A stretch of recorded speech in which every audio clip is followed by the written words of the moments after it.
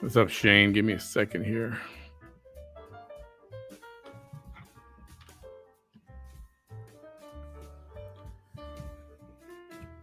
Let's keep a little bit early.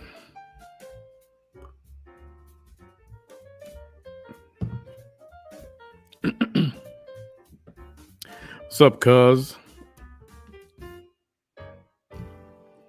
How you doing, Shark? Hey, Nadia. So I reached out to a good friend, a good guy, and I said, hey, you want to go online for a little bit? Something unofficial? And as usual, he said, yeah, of course. And Roy De Los Santos. Hello, Manny. Appreciate you coming on short notice. Anytime, you know that. How are you, man? We haven't done this in a while. I know it has been a while, but I'm doing great. City's keeping me incredibly busy. Holidays, full-time job, all the usual fun stuff I'm up to. Still doing it. Yeah, I bet. I know. I talked to who did I talk to? I forget who I was talking to the other day. Oh, it might have been. Dang it! I'll think of his name in a minute. But he or she, who were they talking to? Like, yeah, Roy's like going at high speed all the time, but he likes it. Oh yeah. Doctora, I just saw you on the other show. I was visiting with another podcaster tonight. Cool. Interesting drama. Ah. I felt myself getting sucked into it, but I was trying to just stay out on the edge, just looking at it. It's always easy to do. Hey, Doctora, thank you for coming by. What's up, Abel? How are you, man? Ms. Garcia, thank you. There's somebody who was asking about you too, right there. Hilda? Yep.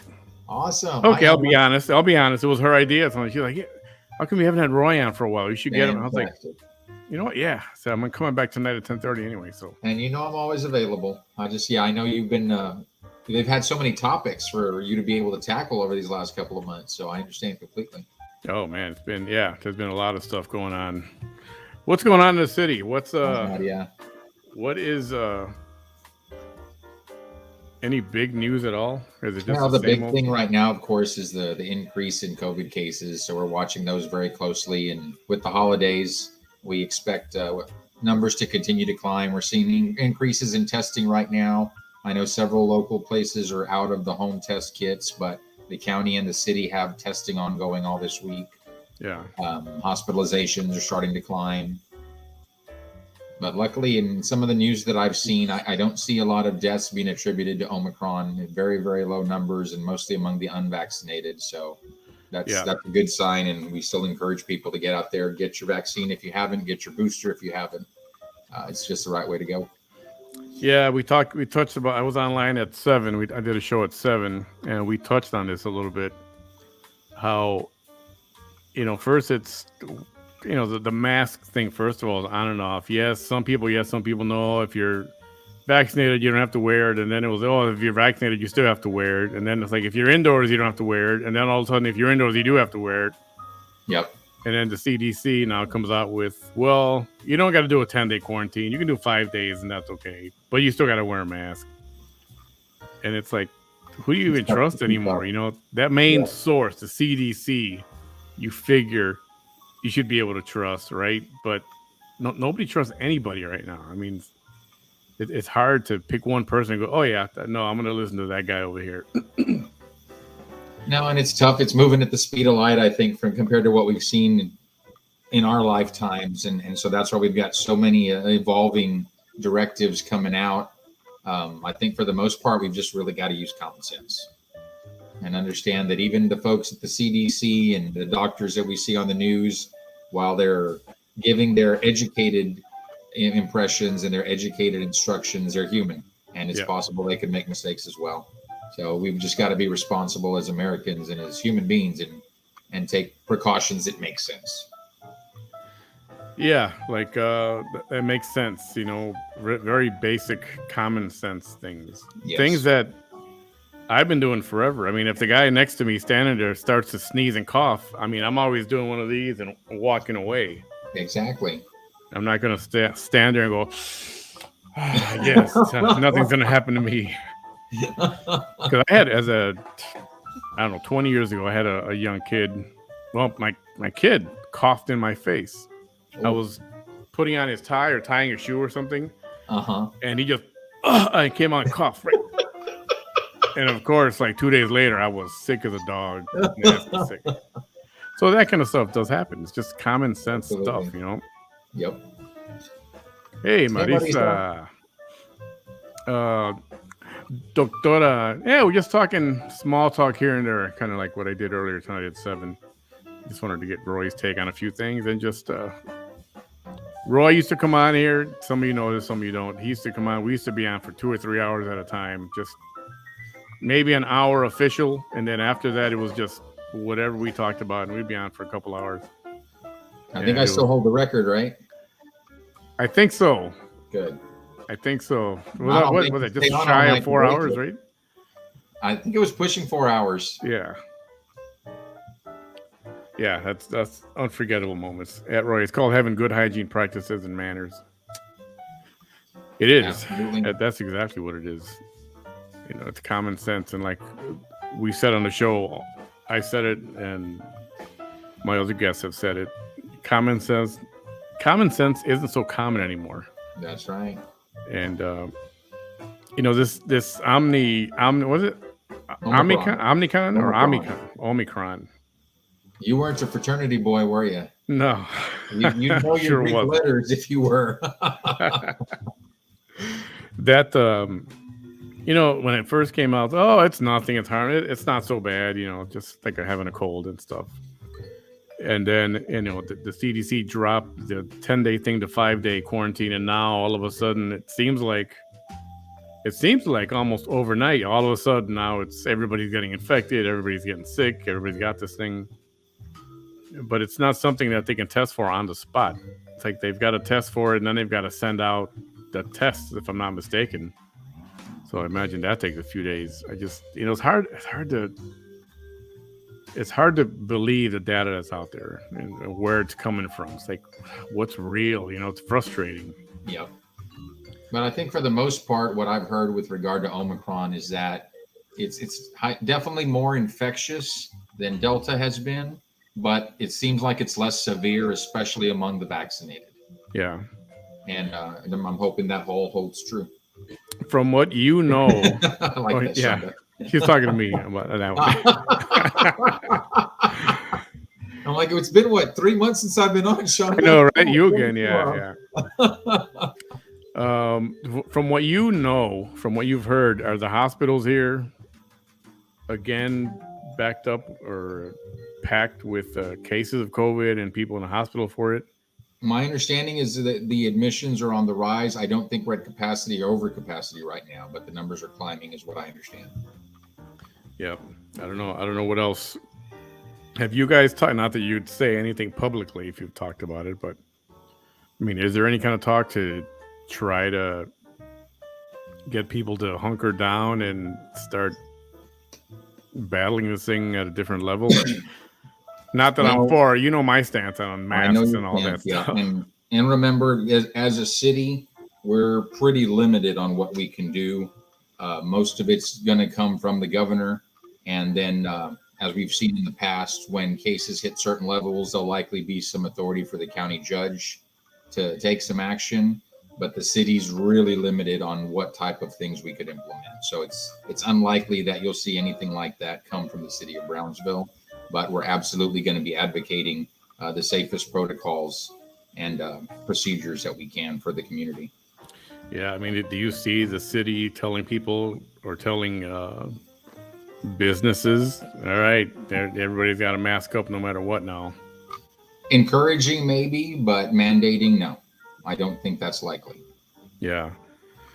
And I think even if we attempted something like that, like we've seen in the past, we'd likely get overridden by higher authority. Now, I don't think I've asked you this before. I haven't had you on for a little while. What is your take on what the schools are doing here? And by that, I mean, technically they cannot mandate, according to the governor of Texas, they cannot mandate students wear masks. So what they're doing is, well, now it's part of the dress code, so you got to have a mask on now. Touchy subject, I know, and we did. My take on it would be, and I hate to use the word game, but that's really what it comes to nowadays when it's politics. But you know, if that's the game we want to play, where no, you can't have a mask mandate, and they can find a loophole and put it into the dress code, then you know what, it's going to be a chess game back and forth. But for the most part, I've always felt, just like we don't like Washington telling us what to do in Texas, by the same token, we don't like Austin telling us what to do in local cities, because what's going on in Austin is not what's going on in Brownsville or El Paso or Lubbock or anywhere else. Yeah. There needs to be some local authority and some local discretion based on what's happening in our communities. And I think the same extends to the school districts. I think school districts should be given some latitude, not one size fits all for the entire state of Texas. We are a massive state, very different regions, and school districts should be able to take additional precautions if the conditions warrant it, not have their hands tied. And what about earlier in the week? I had actually last week I had a little girl named Fiona Lachelles. She is the 8-year-old from Florida who was suspended a total of 36 times. She was out of school for about 40 days because she wouldn't wear her mask. You know, she's got her on her own. I'm sure with her parents also, but masks are not. It's not safe on my face for 8 hours a day, and she just did not feel comfortable wearing it. So they suspended her. And that's something that goes against her, mm-hmm. On her school record, right? Right. And I think for mandating not being actual law, I think if you're going to do something like that, you should give the option of to homeschool, learn at home, do assignments at home. Don't punish the kid with freaking suspension and all that stuff. I agree with you 100% there. And that's one of the big problems that I've got with how we've handled this as a state, because as I understand it, if you allow your students to stay at home and do their lessons online because they don't feel safe, then you're not going to be paid by the Texas Education Agency, by TEA, for those people as having attended. And budgets are always tight. So to lose any type of funding would really, really hurt our districts. So the state's saying you don't have a choice. Everybody has to be in the classroom. But they're also saying you don't have a choice in whether or not you can tell them to wear a mask. So now you're putting people at risk. Yeah. So it's unfortunate. That's where I really think, again, local discretion. We've got to say, this is our community, this is what's going on, and these are the right decisions based on that. But absolutely, I think if people don't feel comfortable wearing a mask, they shouldn't be required to anywhere and everywhere, but they should have the option to stay home. That way they're not taking the chance of getting infected themselves or of passing it along to others. Yeah, I mean, staying at home and learning from home without getting penalized in it.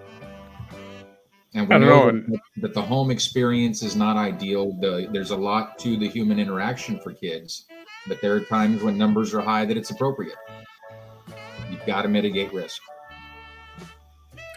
Yeah, and from what you hear, again, I'll ask you just from what you know, if you have heard or not, are kids here getting sick in big numbers? Or are they getting sick at all?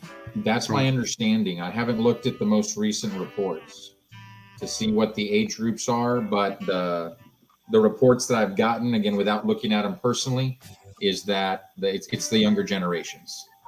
Yeah, it's like 35 and down that we're seeing higher infection rates at. And yeah, sinus infections are at a high when you're having to wear a facial covering all day. I don't disagree with that. But if I have to choose between a sinus infection and COVID, I'd take the sinus infection. Yeah, they both suck equally. Obviously, COVID is horrible. But then it's like we're having the same conversation we did like a year ago. And then, it's like, what happened to the flu? The flu killed significantly more people than COVID did every year. The flu kills more people, but it's because the flu also infects more people. But when you look at the number of deaths versus the number of infections for flu, and then you look at the number of deaths versus the number of infections for COVID, the death rate is higher with COVID than it is with the flu. It's just that more people would get the flu. That's why there were higher death numbers in total. Yeah, I wish I wish that the school system would. I don't know. I think they put teachers in a position where they have to, police now health issues instead of just, teach. Do what you do best. Do what you love. Is teach the kids, talk to them, and whatever. But now they've got to. Back to the state hamstringing the district is now these teachers have all this more responsibility. There's no additional resources. There's no additional manpower. Districts are limited on what they can do as far as taxing goes to meet the demands of this day and age. Our politicians pat themselves on the back saying, well, we're not raising your taxes or we're cutting your taxes, but how are our teachers managing? How are our school districts and our cities managing? Because as we grow, as the districts grow, as the cities grow, the needs grow. And we're not keeping pace. If the stats on COVID are to be believed, I know we just talked about that a little while ago. It's like, even though the numbers could be accurate, for example, at the CDC, some people just. By that same token, though, if you can't believe the stats on COVID, then why can we believe the stats on the flu? Why can we say the flu's deadlier, but we can't say that about COVID? Where are the factual numbers versus the false numbers? I go to the same source to get my numbers, the internet, and I look for news or trustworthy sites. Yeah. But I can't say that, no, that one must be false because it doesn't fit the narrative. No. Yeah, I get that. Totally get that. The flu leads to complications, and that's what kills people. They wait too long. By the time they seek medical attention, it's too late. Yeah, very true. And just like I said earlier tonight, I think that COVID itself doesn't kill people or didn't kill people. I think COVID exposed, immune deficiencies or weaknesses in people in their health that were vulnerable, and that's what. So when they say COVID related, yeah, but I don't think it's directly from COVID for people who passed away. I think the numbers show obviously that from what I've seen, a lot of older adults are the ones that were affected, and people with compromised immune systems or cancer, or that kind of thing, diabetics. Yep. So there's a whole lot to it. Just like Troy says, it's not a one size fits all for sure. It's not a one size fits all. Healthy children are being masked for 8 hours a day. That's child abuse. I don't know, man. I don't know how little kids will even do it. I mean, leave it on. I mean, what do you do with the kid that keeps taking a mask? Some people would say vaccinating your child for measles, mumps, and rubella is child abuse. But then they're going to say, well, those things were, tested for years before they even started injecting people. Now it's how many years since the measles and all those vaccinations that we got to get before going to school. I mean, it's been so long. I think this is more controversial because this is a live guinea pig test. Because obviously they would have normally taken a few years to run all the trials and, vaccinate 100,000 people and watch to see who grows a second head or not. True. And I think that's why people are. Huh? But by that same token, when you're running all those trials, how many people are still dying because they're unvaccinated? Well, yeah. And I think in this day and age, just with social media and the news outlets, and then of course the polarization on both sides of the spectrum, I think that's why it seems a lot more controversial, and that's why we know a lot more. But there's also a lot of misinformation. Hi, Sandra. I've had different experience with a face mask. I became more relaxed on wearing my mask. I started getting sick again. See, and I don't know if I'm lucky or, I got sick 2 years ago. It was February, right before all this really exploded. It was February. I was in New York, got a nasty cough, fever, shortness of breath, the headache. I mean, full blown. It was bad. And I went to urgent care. He gave me an antibiotic. He gave me steroids, and didn't call it COVID because it wasn't named yet. At least I don't think, or at least they didn't put it out there that, hey, COVID's going around. So did I get antibodies from that? Possibly. Maybe because and I worked for an airline, and I was with people and flying all the time, and I never got sick. I still haven't gotten sick. So I'm wondering if I got it. Anyway, I did get vaccinated. I got vaccinated a year ago in March, and I don't know. I don't know if that did me any good or not. I was never scared that I was going to die or anything. I did it more to protect people in my family. I'm type 2 diabetic. But if I had to do it all over again, I don't know that I would. I don't know. That's one of those. Get the vaccine? Yeah, I don't know. I got the Pfizer, and it seemed like the most harmless one. I think that one was the most harmless. Maybe Moderna was harmless also. What they call harmless, whatever that meant. And but if I had to do it all over again, I don't know. I totally stand with the freedom of choice, unless you're somebody who's really out there infecting people, or I don't know. That's not an easy situation at all. No, not at all. Let's see. Nobody believes stats anymore. I know that's a problem too. That's a problem with Fauci and the CDC not being on the same page and different things going on, or that you start to wonder, dang, well, we can't listen to Fauci anymore. Nobody believes that guy at all. And the CDC keeps crisscrossing their information, so it's tough to, it was a long time ago. You could say, we trust the health department, the government. Say, yeah, I trust them. Hey, whatever they say, that's what I'm going to do. And it's not like that anymore. I don't believe any of them. If nothing else convinces you that the stats are not accurate, COVID should have. Yeah, this is a conversation that go on for freaking hours. What's going on with SpaceX? Let's jump to subject here. There's a major distrust right now. Yep, it sure is. COVID beautification has started here and there in the city. Yes, SpaceX beautification. Yeah. Yes. That's something that SpaceX continues to step up and want to invest more in the downtown area and beautifying it. And we've seen some amazing things happen as far as just the Christmas decorations and the cleanup.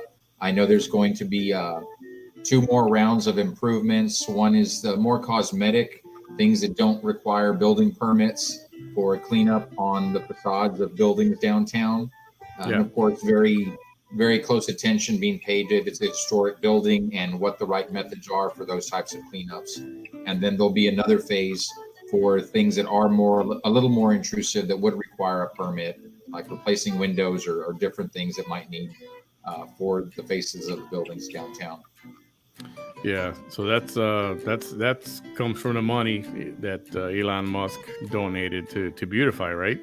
I think this is additional money on top of the original $10 million commitment.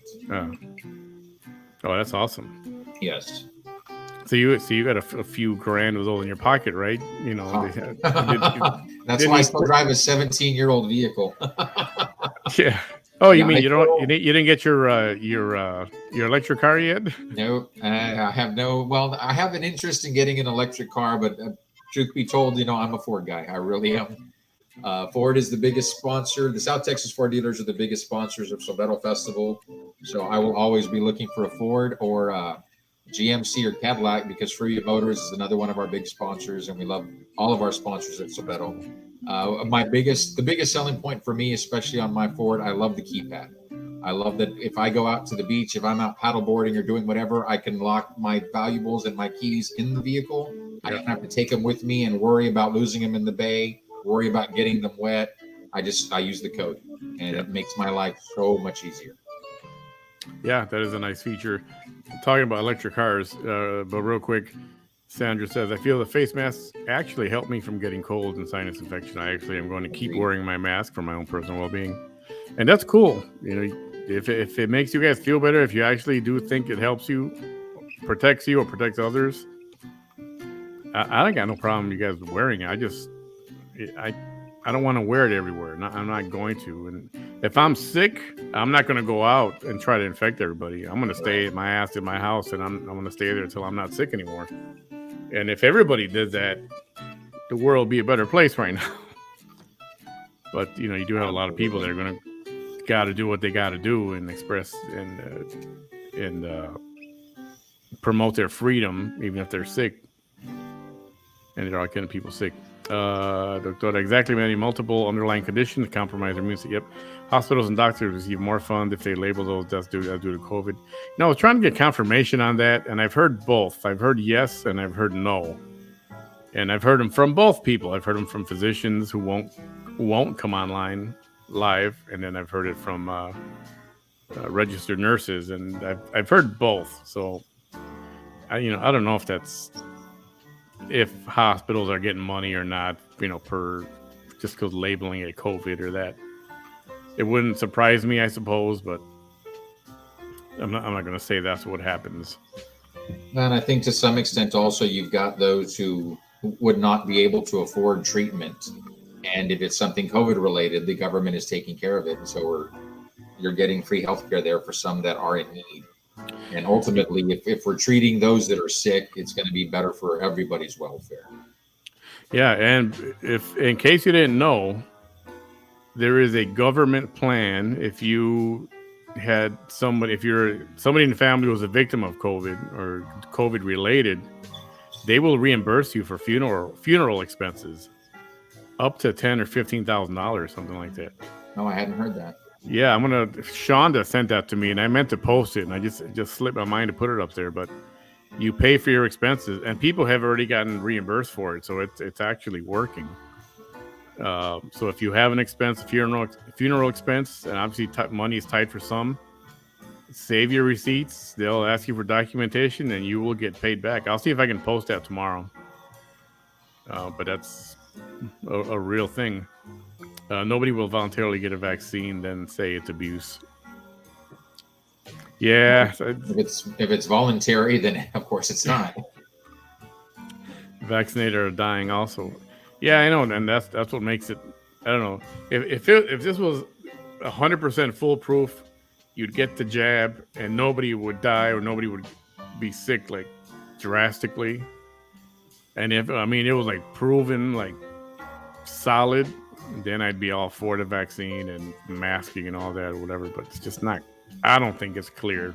Yeah, but I think I've seen that like out of the deaths, 95% of the deaths are unvaccinated individuals and 5% are vaccinated.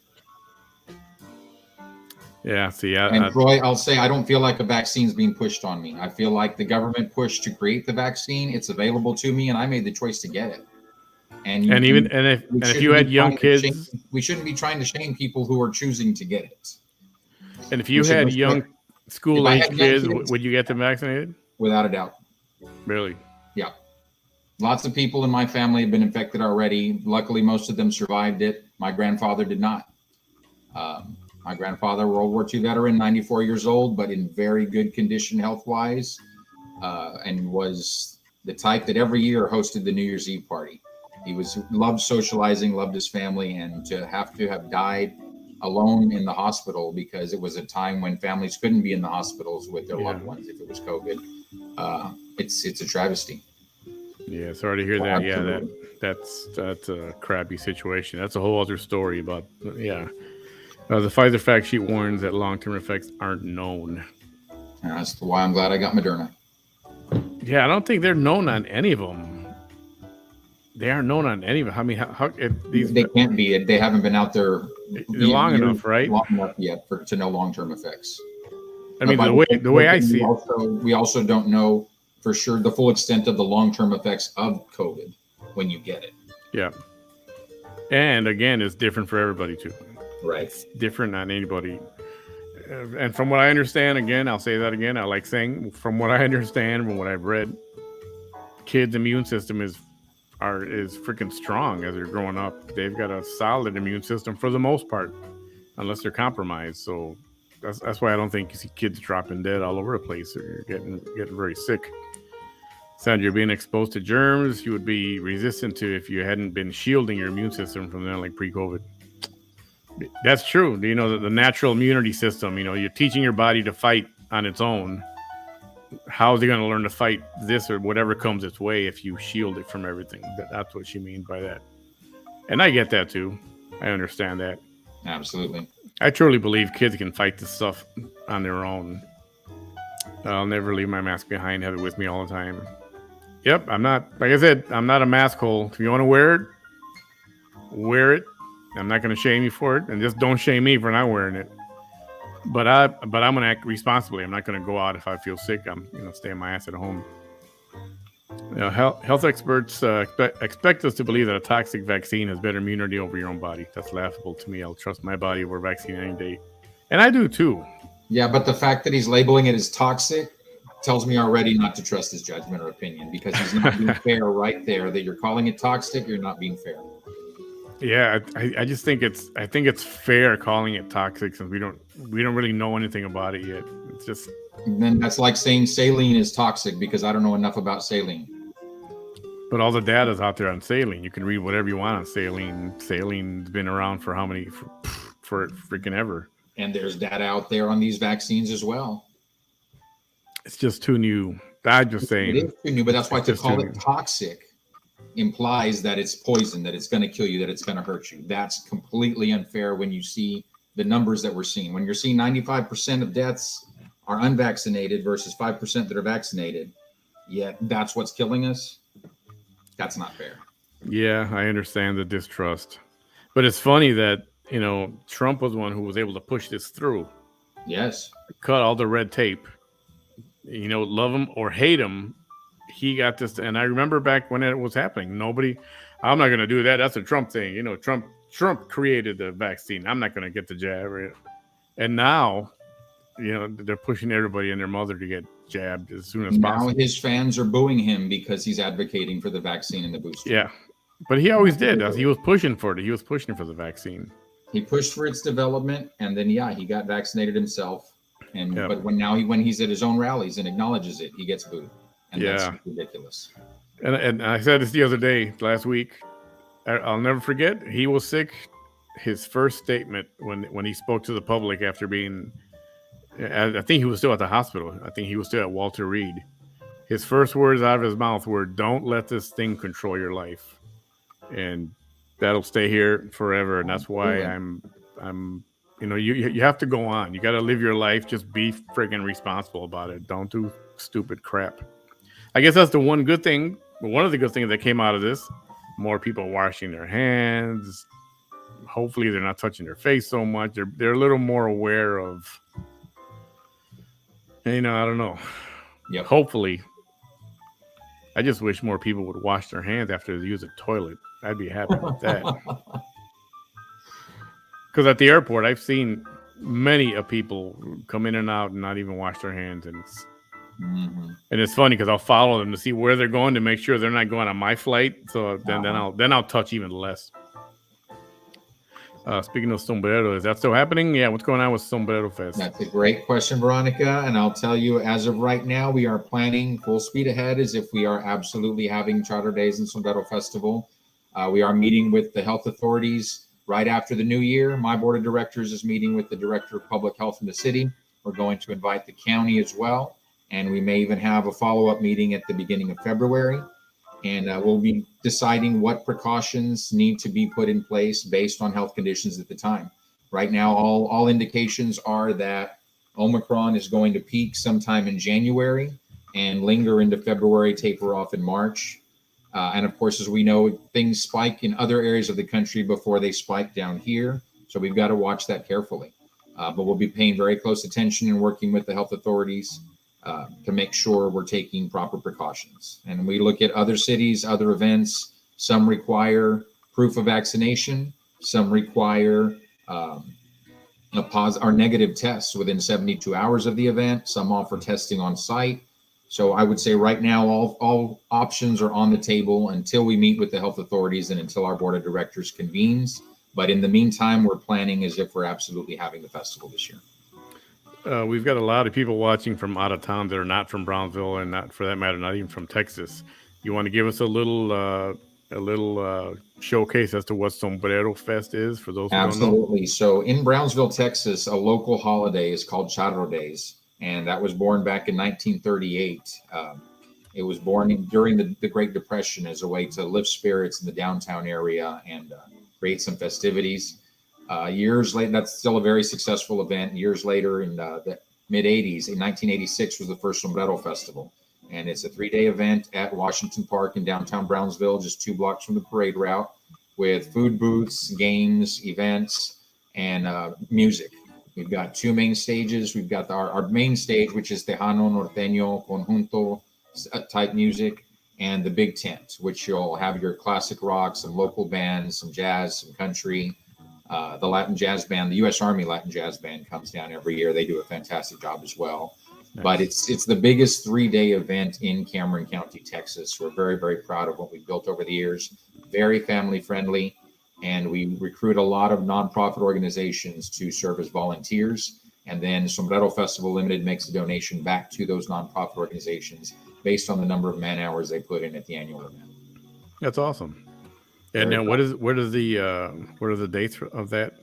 We always open. It's always a Thursday, Friday, Saturday event. Thursday is always the last Thursday in February. I believe this year it's the 24th, 25th, and 26th. But just if the last day of the month was a Thursday, then it would go into March 1st and 2nd as well. So it's always the last Thursday in February is when Sombrero Festival opens. Gotcha.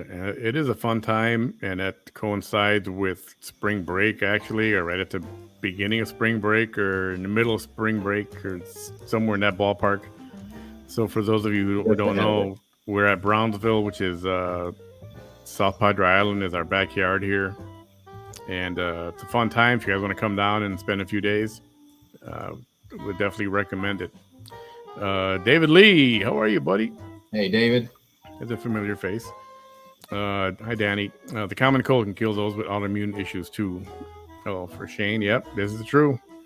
There she is. Shonda says FEMA reimburses up to $9,000. And that's for good to know, because we funeral know expenses. Can't afford it. Yeah, you know, she did send me that article. I will post that tomorrow. Hey, Mr. Garza. Hi, Della. Let's see. If you test positive with the admittedly faulty PCR testing, then you died in a car wreck. Then it was put down that you died of COVID. Yeah, see, that's not right. That does happen. Yeah, right.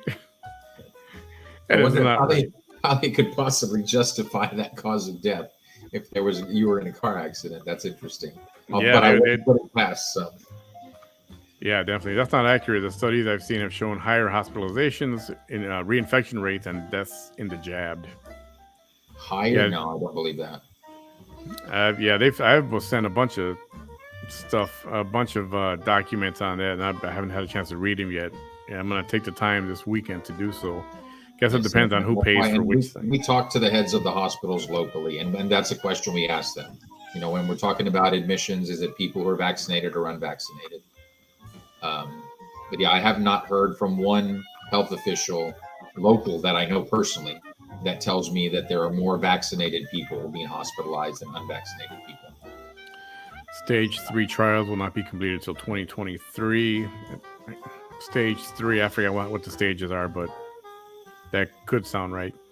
What's the long-term effects of the vaccine? Don't know. Kids born from jab parents are coming out very weird. They're walking at age 3 months. I had not heard that one yet. I haven't heard that one either. That'd be interesting. I'd like to read that. I understand that too. Yes, Ms. Sandra. Mask and vaccine should be choice. End of story. I agree 100%. But let me say a thing on that. When you're talking about it should be your choice, end of story, it is your choice. But the problem is people who want to choose not to have to wear a mask and not to have to take the vaccine are also saying, and you've got to give me a job. And you can't tell me what I can do on your property, at your establishment, at your place of business. So like if a restaurant owner says, I only want masked and vaccinated people in my restaurant, doesn't he have the right to do that? It's his establishment. But the folks that say, no, you can't tell me to wear a mask and you have to let me in your business anyway.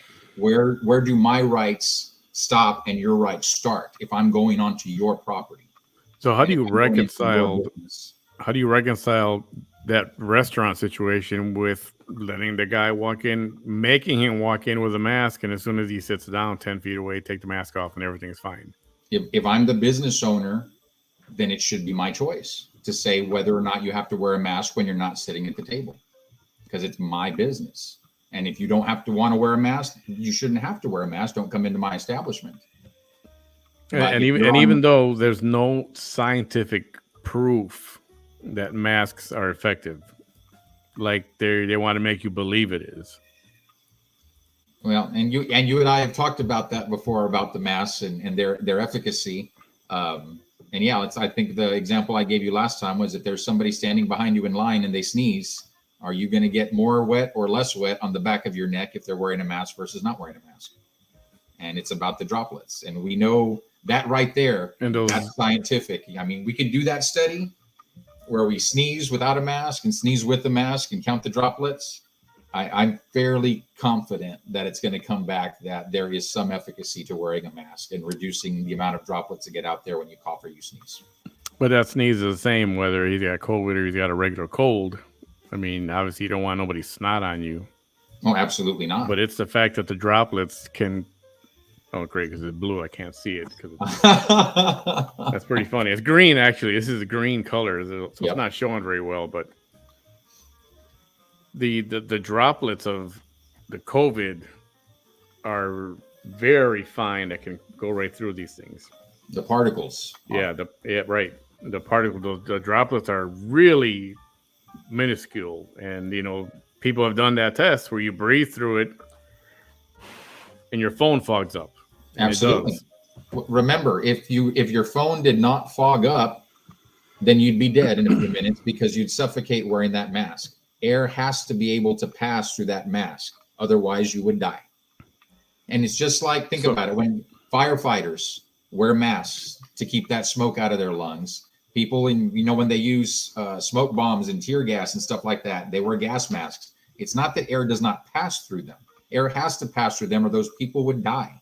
It's that it's filtered. There's some type of filter. There's some type of barrier that is reducing how much of that crap you're getting into your system and into your lungs. That's all this is here. So it's interesting that the airlines don't let you wear a vented mask. It's got to be a solid, at least a 2-layer mask. Interesting. And if it's got the little vents, you will not be allowed on the airplane with that. Interesting. I had not heard that. I haven't been on a flight though since COVID, I don't think. Yeah, I was on it every time, and actually working, for the airline, we had to make those announcements, and it was like, vented masks are not allowed. A shield only is not allowed. They want you to wear the mask with the shield, and it's just I don't know. So many people flying, right?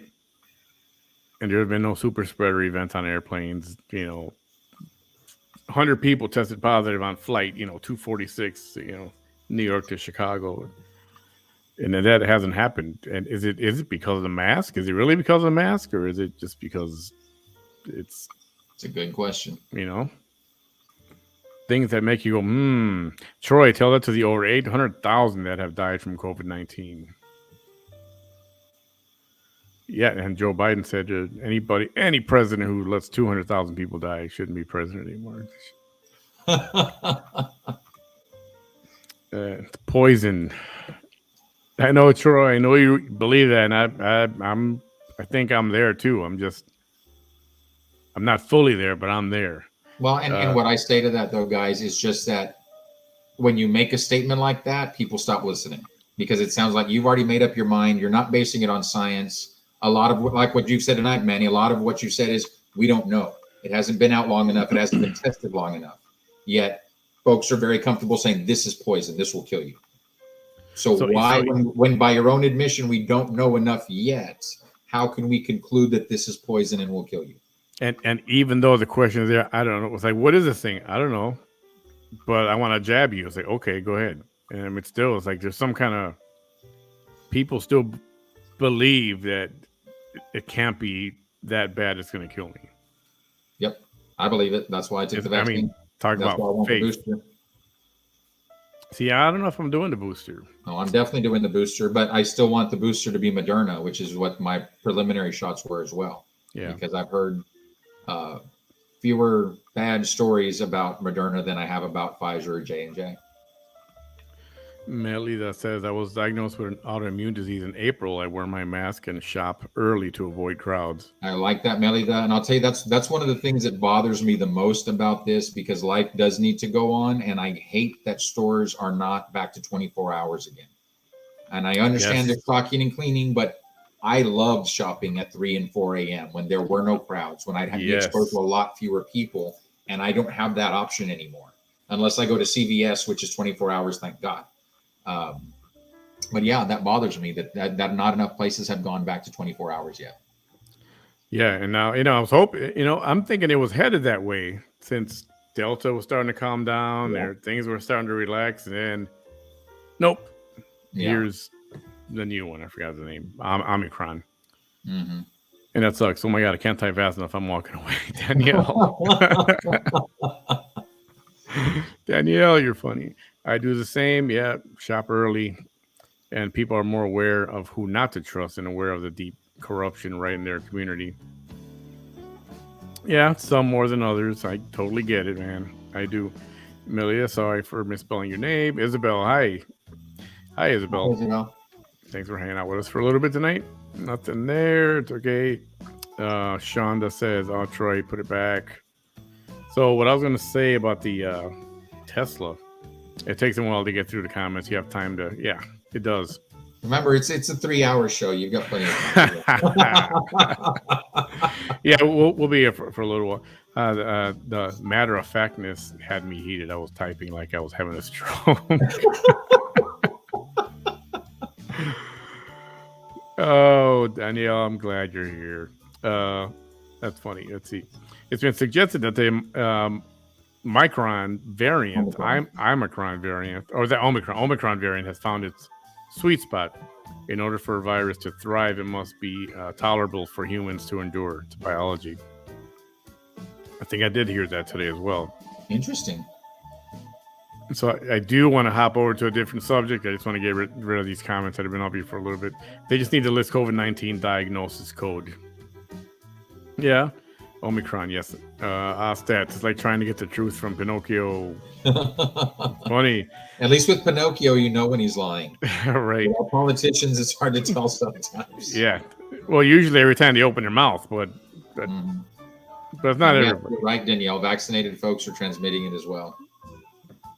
Yeah, it freaking sucks. Do you believe this was man-made?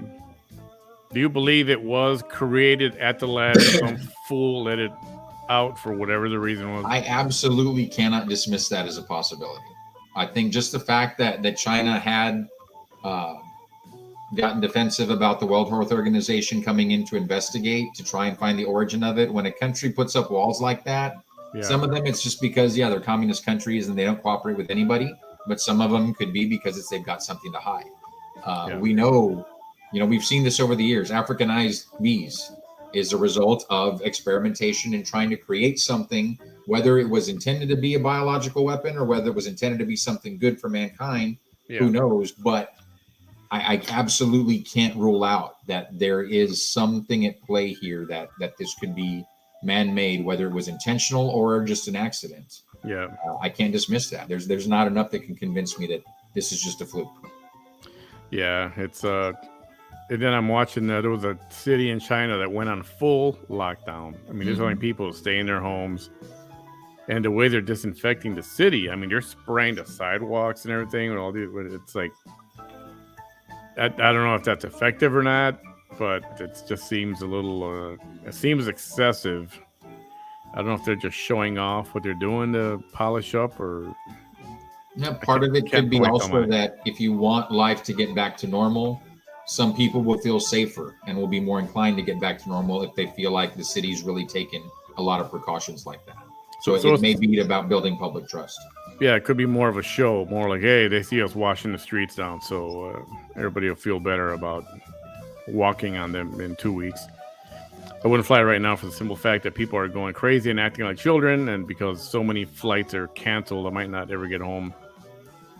That's been the mask issue is what's caused a lot of this fighting inside the aircraft at 28,000 feet. I think people just get dumb, and then you mix alcohol into this, whether they're drinking before or in the middle of a flight. and just some people get really dumb, and Yeah, but I think the penalties need to be incredibly severe. And I don't mean about wearing your mask, not wearing your mask. I mean about when you're assaulting the yeah, crew. No, there needs to be very, very severe penalties for that and enforcement of it. yeah, and That's I hope they are completely hard. incorrect. I think the same thing has to happen with all these looters. The smash and grab. I mean, things got to change Absolutely. like immediately. Yes. Shane says planes have HEPA filters that filter the air. They do, and some, most of the bigger airplanes, they've got the filters, but there's a brand of aircraft, which is the Canada Air. They're called CRJs. They actually take air from the outside in flight and bring it into the cabin. So the air itself doesn't recycle. Interesting. Fresh air comes in. And all the newer air, and those are planes that are 25 years old. All the newer aircraft, it's recycling and they're being cleaned out, filtered with HEPA filters. So chances are the planes that you take from smaller cities like Brownsville into Houston, into Dallas, those planes have fresh air that comes into the Okay. cabin. Yep. Interesting. What does Moderna facts sheet say? Does it say anything about long-term effects, or did you just hear it was better? No, I didn't. Not so much that I heard it was better. It's that when I hear about there's a new side effect or there's an effect here, an effect there, I hear about those effects more so about Johnson and Johnson and about Pfizer, and I hear that less about Moderna. But nobody said, "Oh, Moderna is definitely better." That's just where I'm at based on what I've heard on the others. Informed consent is the biggest push for me. Yeah, totally Yeah. get that. Businesses can't staff from 9 to 5. Staffing overnight will be nearly impossible. Yeah, that's a problem right now too. A Well, lot. and I've thought about this, and because that's one of the things that I've done with my job is trying to reduce the contact points when you're in a store trying to make a purchase. And yeah, I think we need to really ramp up. And I know it's a problem with supply chain and technology and microchip shortages, but I would love to see it more where you can go and shop and you've got RFID chips in the different merchandise, so you can just pass through. It scans everything for you off of the RF reader. You don't even have to pick it up and scan the barcode on every single one. It knows you pay, cameras watch you. You don't have, you wouldn't need as many people. And I know it's tough to find people right now. I didn't Yeah, think you need as many people to staff it if we implement some more technology. But we've got to catch up on supply chains to be able to do that. yeah, that's got to happen real fast. Yep. Good thing in Texas, fuel prices have come down. I think I've seen them at 279, if I'm not mistaken. I've seen them at 266, I think. Yeah, right in that ballpark. Yeah, so that's good for us. I don't know about the rest of the country. I think they're still hovering over $3 and higher. I wear my mask to stay healthier for my grandbabies. I also got the Moderna booster 2 weeks ago. Very good. Yeah, and I get the reason why people do it. I'm not masking. I don't know. That doesn't bother me so much. Well, I mean, and I will say, when we're talking about masks, that's one thing, I use them like a fashion statement. And so I've tried out a lot of different masks, and there's some that I absolutely feel more comfortable with mm, as far as I can breathe or do I feel like I'm struggling. And so I get when people say that wearing certain types of wearing a mask for 8 hours a day is causing me health issues. I could totally see that because I think there are some masks that work better, both from a perspective of helping reduce the chance of getting infected, but also as far as reducing your risk of infection while still allowing you to breathe comfortably and easily. yeah, but definitely 2 layers, at least 2 layers. If you got a Yeah. single layer, I mean, you might as well just not wear one, I guess. Yeah. Regardless, we are welcome to walk in and out and contribute to a private establishment, big or small. We should remember to respect them and all their rules. It shouldn't be difficult to be a respectable consumer. Let's remember to continue to support our local businesses. Let's keep Brownsville healthy for everyone, including our friends and family. This affects us all. Stay safe out there. Roy Dos Santos and Manny behind the mic. Thank you, Angel. Very well said. With SARS-CoV-1, we were able to investigate. Yeah, for this one, we had no time to investigate. Yeah. It wasn't. I also heard smash and grabs are a modern day version of the Roaring 20s. I don't get that reference. I'm sorry, Isabel. You might need to explain that one to me. Yeah, I'm not. I'm trying to figure that one out too. I don't. Yeah, I don't know. You know what? If some businesses said no, you're not allowed to wear a mask, or I don't know. We were talking about how do you stop these smash and grabs? I mean, so many cities have defunded police departments and scaled back that there aren't enough cops to get there in 5 minutes. You know, it takes 20 minutes to get there. Plus, Yep. they make the arrest, and now they're just okay, just put them in jail, but then just catch and release, so to speak. And that's one thing I will say I'm very proud as a city commissioner that Brownsville is not, and as long as I'm a commissioner, will not be a city that defunds our police. That's just Thank God, completely irresponsible. Right here on the border, we can't do that, man. Yeah. Mm-hmm. Walmart is testing those RF readers now. Excellent. That'd be interesting. However, if people are doing it because they are poor and hungry, how do diamonds feel? Yeah. No, and you're going to have that just like with anything, and I've heard the story before where you've got someone panhandling on the side of the road and someone comes up and offers them, you know what, I've got a job for you, come and work. They don't want to work. They just want the handout. But you've got others who will absolutely take the job. Yeah. So, you've got that mix. It's going to be the same thing. There are people out there who might be resorting to theft because they've got a starving family they need to feed. I don't think smash and grab is where you're going to find those people. Yeah, and it pisses me off too. I've offered people go buy them a hamburger meal or a drink or a tacos, whatever, and no, I'll take the cash though. Like, yeah, no, that's not. Never mind. We had one young man who, with a fraternal organization I was with, and we had a club, we had a restaurant, kitchen, everything. And the wife of one of our members, she was a member herself as well, found a young man on the road who was panhandling, and she offered him a job, and she brought him over to the club, and he went to work for us, and he was with us for a few years and was an outstanding employee. Did a great job. But yeah, he was one of those who, when he was down on his luck, absolutely he was doing what he could to make a buck. But when he was given the opportunity for gainful employment, he took it. And that's very good to see. There's still very good, very decent people out there. Yeah, and for the most part, they are. A lot of people that are out there just gotten hooked on either narcotics or booze, and it clouds their judgment. All they want to do is get a fix or have a drink, and that's what's on their mind. Yep. Hey, Manny and Roy. Hey, Lynn.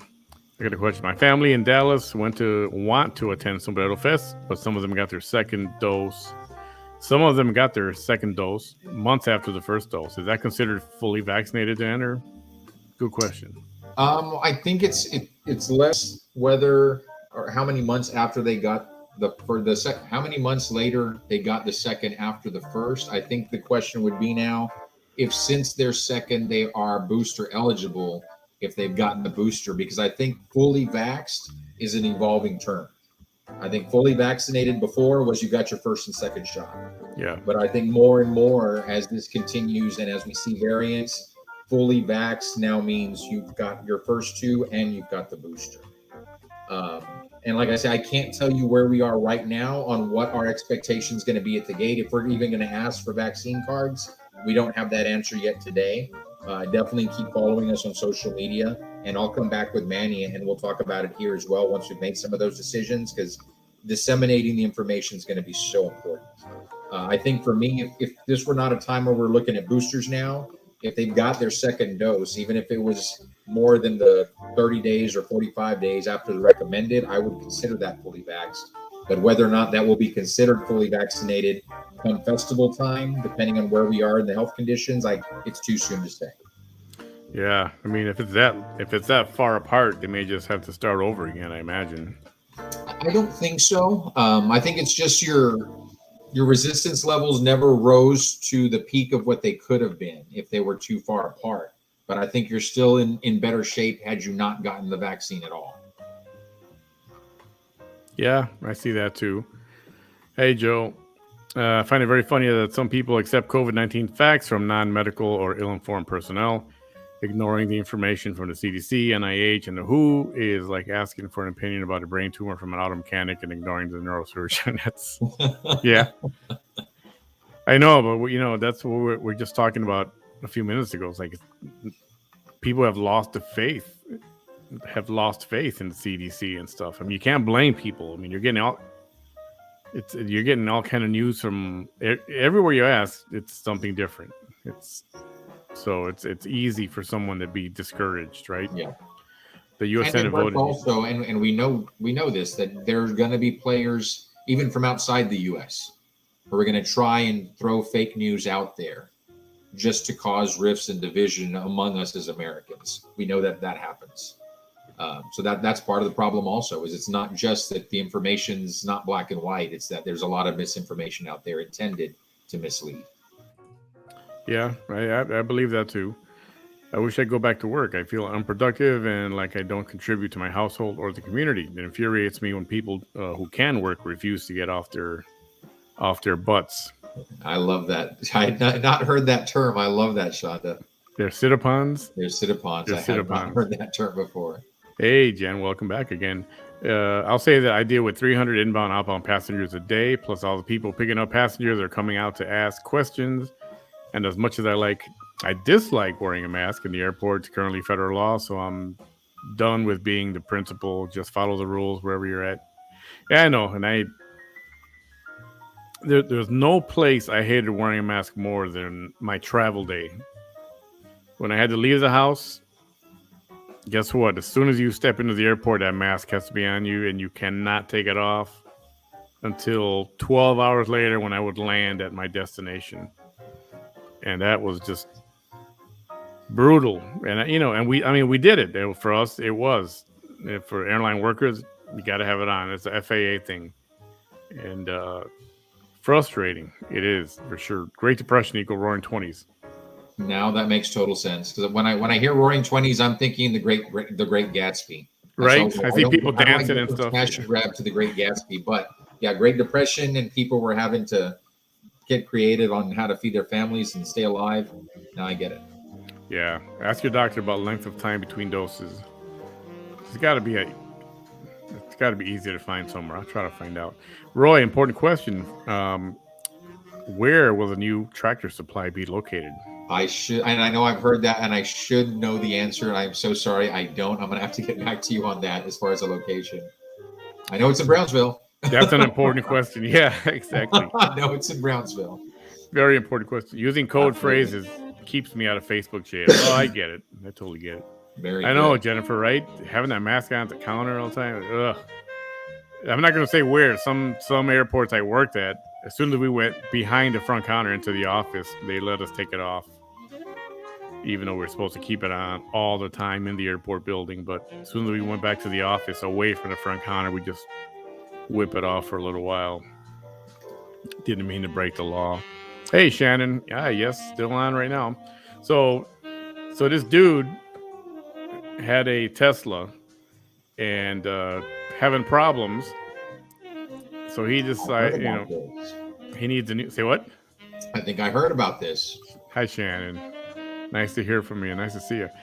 And the guy decided to get an estimate on what it costs to change the battery. The battery's all worn out on his Tesla. And they tell him, 20 grand? No, it was 20 grand. 26,000, I think. Yeah, almost 28 grand. But from what and maybe I misread it. I need to go back and reread it. But from what I understood from the article, this was only like a month or two after he bought it that he started having problems. So it was like a battery that was years old or anything. I heard problems started within 90 days of the purchase.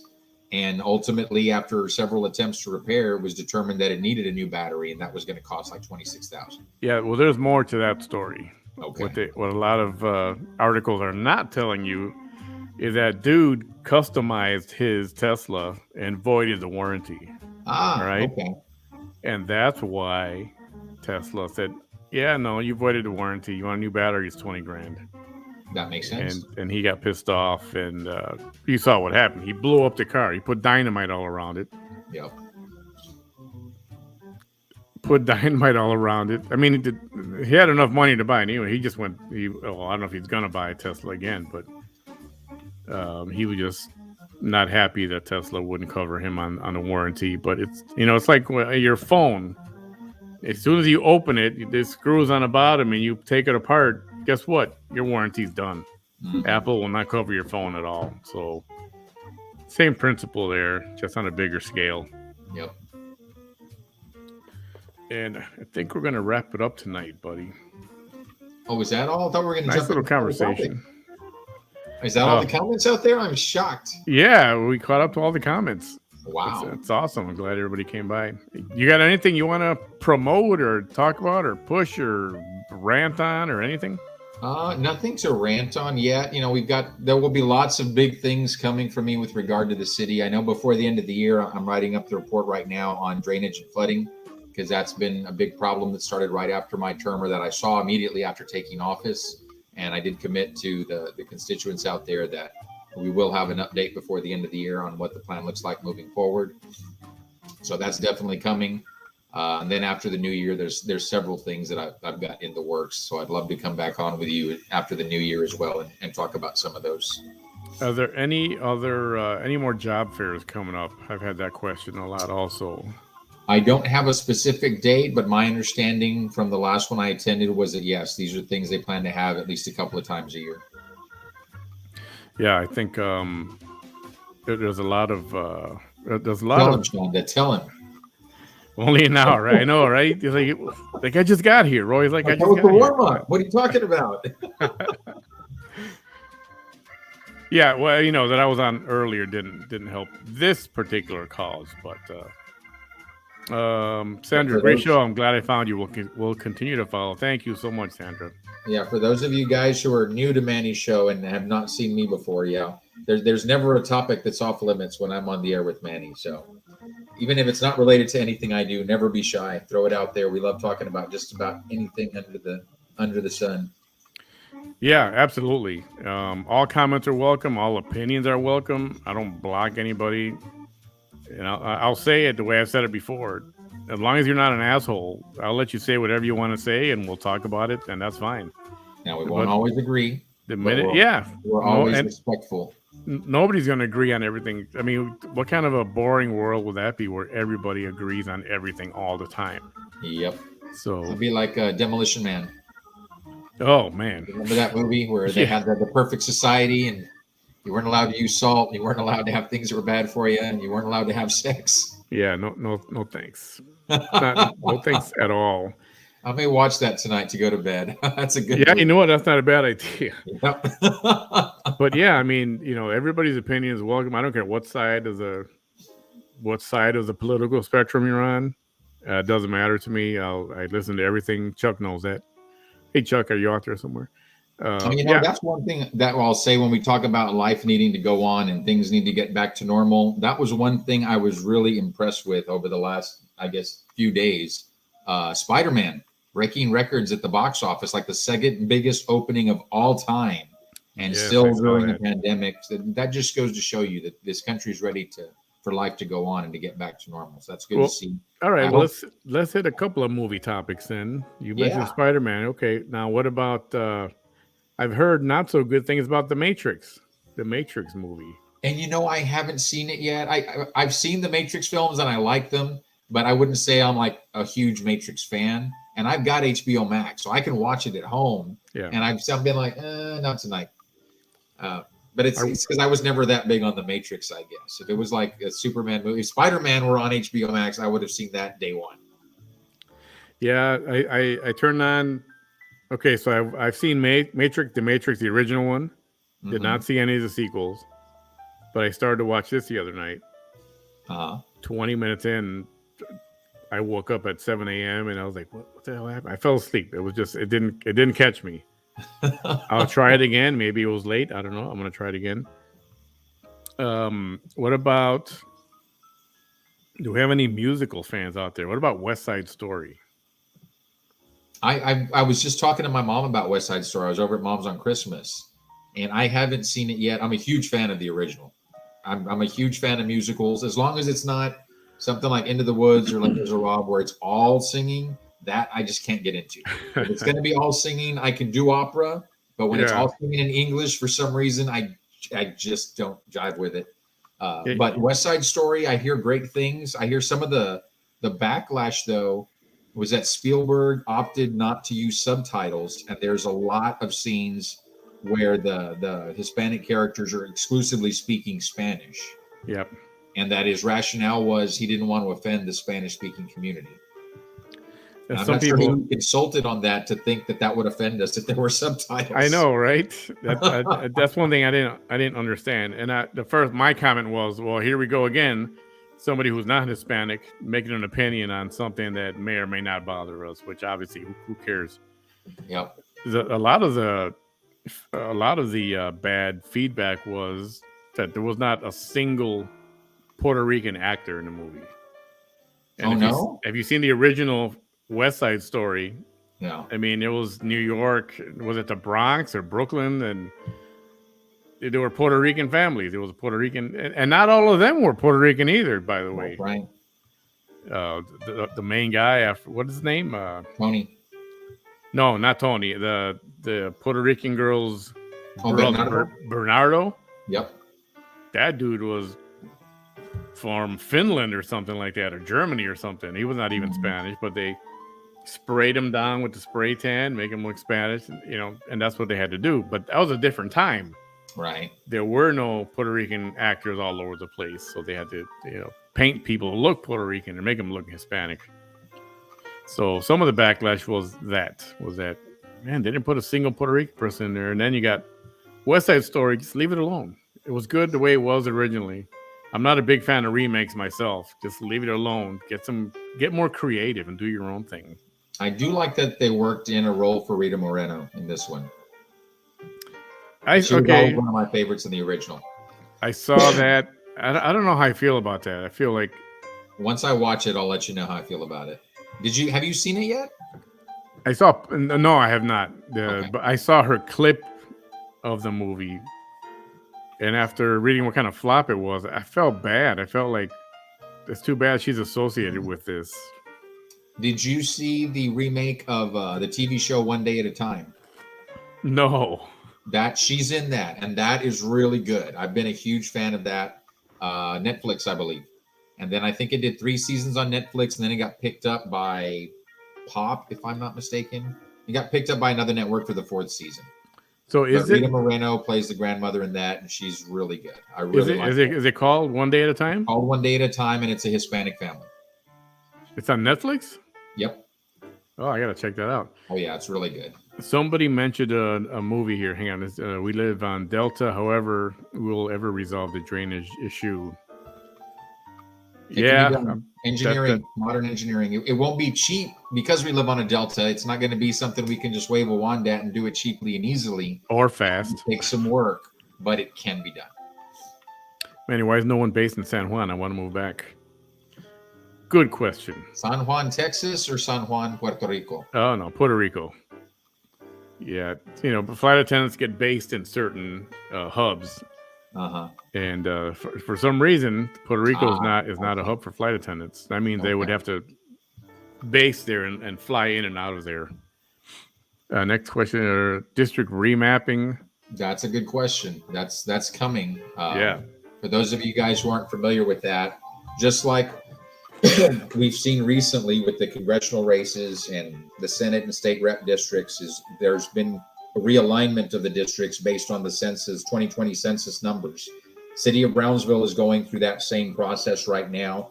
It's a little less urgent for us because our next election isn't until 23. We're odd numbered years, not even numbered years. Yeah. But based on the census numbers, the ideal size of a district is approximately 46,000 residents. Yeah. And districts 2 and 4 are right around that number. District 2 is a little under that. District 4 is a little over that. The biggest disparities are District 1 and District 3. Mine is District 3. So while 46 is the target, nobody else is even at 50,000 yet. My district, District 3, has over 60,000 residents. So I'm going to have to shed about 25% of what is currently District 3. And likewise, District 1 has about 32,000 residents, and it needs 46. So it's going to have to pick up 14,000. I've got to shed 14,000. And because of the way the districts lie, it's not just shifting those over into one. You've got to align the different voting precincts to make sure you balance it out the right way for the city. So that's something we're looking at intensely right now. Luckily, the few commissioners I've spoken to about it, because I can only speak to a maximum of 2, otherwise we're running a quorum, and that would be illegal. So, and I focused on Commissioner Galansky because she's got the smallest district that has to grow. So she and I had the most discussion about this. But I know what the areas she'd like to grow into, and it makes sense. I know the areas I'm willing to adjust. And I've said this before, that when it comes time for re-election, one of the things I may consider is running at large instead of running for re-election of District 3, just based on where District 3 ends up. Yeah. Because I know, like right now, I'm wanting to buy a house, but I don't know where it's going to be in and out of the district. And since I have to live in the district, it makes no sense to buy right now until we're done with redistricting. So that is coming probably in a few short months here, hopefully within the next 90 days. But that's work that's being done. We've got a firm in Texas that specializes in redistricting that we're working with. So stay tuned for stuff like that. Yep, there's not a lot of happy people regarding that issue. Well, but it's not over yet. Issue and how it shaped up with the congressional race. That's one of my pet peeves, and I have not met the man yet. I'm not saying anything bad about him, but Vicente Gonzalez, who's running for Congress. Yeah. It bothers me. I love that Filemon is endorsing him because that tells me that he might be a good guy, but it bothers me that he's using re-elect when he's running for a district that he's not the congressman. He was congressman in District 15. Now he's running for 34. Right. To me, you can say elect Congressman Vicente Gonzalez because he is a congressman. But to say re-elect, to me, it just doesn't sit well with me. But I look forward to meeting the man. I really do. That's going to be interesting as well. Here's another movie, Don't Look Up. Have you seen this thing? Oh, I have not. I saw the previews of it today. How did you like it, Shannon? Yeah, I'm about 3/4 of the way through it, and it's got my attention. It does. I'm gonna finish watching that. Either that or Demolition Man. I'll get that tonight. Maybe one of these. The other one, the Sandra Bullock film. What's it called? The Unforgivable. I don't Sandra know. Bullock. It's on Netflix. Great movie. Good movie. And I've heard there's a DiCaprio movie. DiCaprio and Meryl Streep? Yeah, that's Don't Look Up. Oh, is that Don't Look Up? That's Don't Look Up. What's the other one I'm thinking of? Is it You? Something else that's on Netflix. Hey, Frank. How are you, sir? You is the one about the stalker guy. It's kind of like a stalker. He's like a stalker. That's the one I saw the preview of. West Side Story is not doing so well, but I think people are waiting to stream it. Yeah, probably. I wouldn't waste money on that. I mean, I've seen all the highlights, and I would not spend money on that. I will see. Once the crowds die down, I will definitely spend money to go see Spider-Man in the theater. Yeah, that for sure. But also, a lot of the others, I'll wait to stream. The new West Side Story songs were rewritten. Not to insult Puerto Rico. Oh, man. Because I know that my favorite number in the whole movie was America. When they're dancing on the rooftop. Yes. About America, Puerto Rico. Yeah. I loved that. My mom had the album. And I would play the album at home and dance around the family room to that. Because that was my favorite number. I had that album too. Well, I think it was a double album, if I'm not mistaken. I can't remember. Sure. Oh man, that and I like the whole ballroom scene where they're having that dance on Friday night or whatever, and it kind of almost gets into a fight. Starts up in there. I don't know. I know I'll get hate letters for it, but it seems a lot of times with movies, the love, the romance storyline of it is just like it bores me. I'm like, I like the rumble, I like the fight, the Jets, the Sharks, I like the ballroom scene. Until it's Tony and Maria falling in love with each other there at the dance. I'm like, okay, come on, let's pick up the pace again. I get it. I think, Shane. America on the rooftops and Officer Krupke. Those are my favorite numbers. Oh, great. Yeah. Well, you're right. They're probably the most popular scenes, the most popular few minutes of that movie. Yep. If you haven't seen the original West Side Story, you got to check it out. I have the curtain climber tomorrow. That's her grandson. Who He is wears the me curtain out. climber? So I'm off to bed. Good night, Shonda. Thanks for hanging out. What does curtain climber mean? I missed that. Baby, little child, Oh, grandchild. okay. Yeah. Jersey Boys on HBO. Jersey Boys was good. Who's in Jersey Boys? It was about Frankie Valli and the Four Seasons. Oh, okay. Speaking of another documentary, have you seen this thing, the Rita I Moreno have documentary? not. Wow, that was good. I'll look for that. That was really good. What platform is that on? That's on Netflix, I think. Pretty sure. Okay, cool. I'll check that out. That was really good. And the other one that was good that was on there, surprised me that I liked it, was the Lady Gaga documentary. And that's, I know it's a year old, maybe a couple years old, but okay. I don't like all her music, but I think she's a cool person. And I love what she's been doing with Tony Bennett. Yes. Amazing stuff. So I'm a fan of hers now because of that documentary. Very good. I'm going to check that out too. She seems very down to earth. District remapping is a modest way to put it. Remapping, yeah, right? It won't be, it shouldn't be anything like what you see out of Austin or Washington. It should be agreeable to everybody. It should be unanimous votes. There you go. More like gerrymandering, which is very unconstitutional. Oh, gerrymandering. Is there such a thing? Oh, and I was rewatching season 3 of Cobra Kai today because I see season 4 is coming out December 31st. I finished 1. I haven't got to season 2 yet. I'm behind 2 and 3 are excellent. They do a really good job. I've been impressed. Cobra Kai. See, I'm still hooked on the old series. I like. It was on the USA Network. It was called Burn Notice. I like Burn Notice. Burn Notice. I still watch. I was watching the old the Jeffersons. Oh yeah. And I like rewatching All in the Family. I forget how hilarious George Jefferson was. And and All in the Family with Archie Bunker and the very sad episode when Edith died. Yeah. Way at the end. Oh man, I cried. I cried then as a little kid, and that still brought a tear to my eye. And it's funny, those two actors, Carol O'Connor and Maureen Stapleton, they would never, ever, ever repeat any of the script or reenact any of the scenes ever at all when they were doing interviews and stuff like that. That was just something they resolved not ever to do. He goes, we were under contract and we're not going to do it. You want to watch it? Then go watch the reruns or whatever. Oh, that's cool. And then I followed Carol O'Connor and Archie Bunker. I followed him into In the Heat of the Night, the TV show that came out. Yep, I remember that.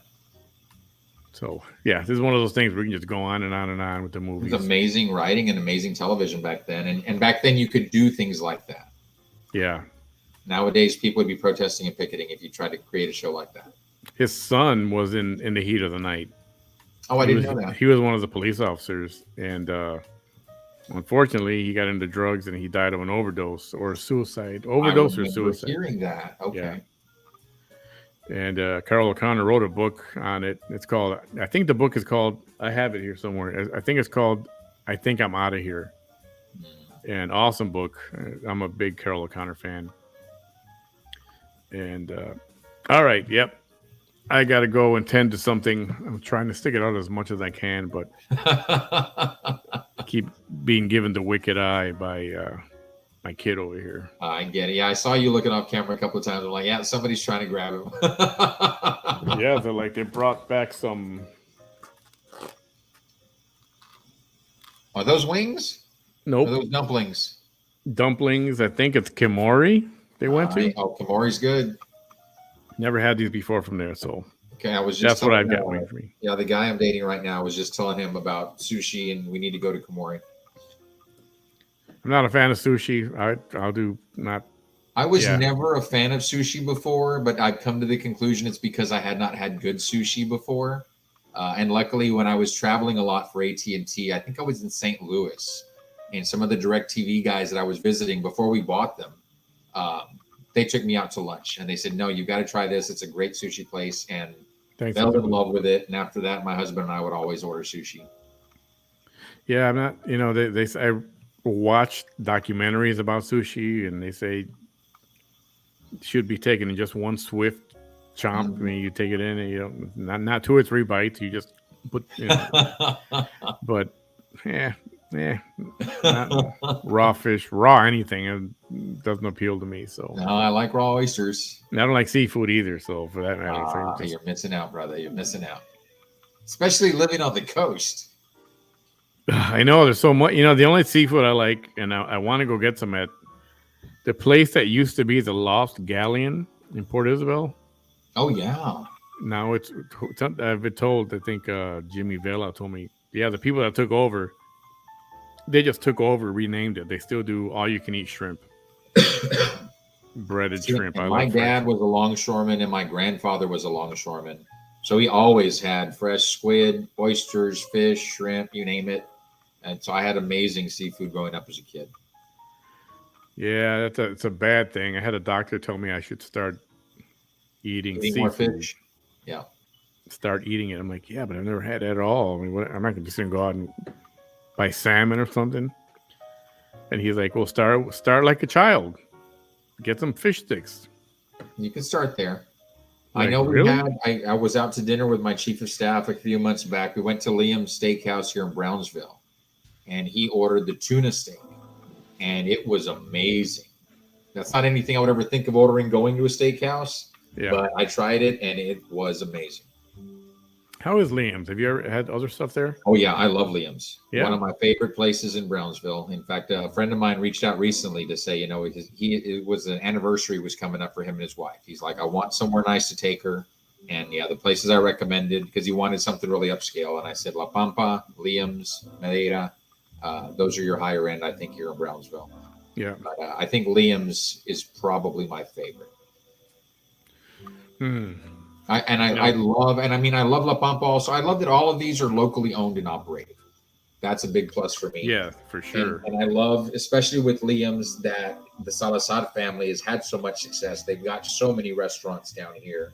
And I remember they were one of the families that I thought about during the campaign when people asked, well, what's the next big thing you want to see come to Brownsville? And I'm like, no, I want to see the next big thing come out of Brownsville and grow within, go beyond the valley so that people can see what we do down here. Is there some kind of chain restaurant that you would like to see here? Some kind of the one I wanted to see here is the Chinese restaurant. What's it called? The one yes, and or something of that caliber. P.F. Chang's has been looking at the Brownsville market. I just don't think they've been able to find what suits their needs just yet. But I know that they're looking at the market. Papados is one that I would love to see in Brownsville also.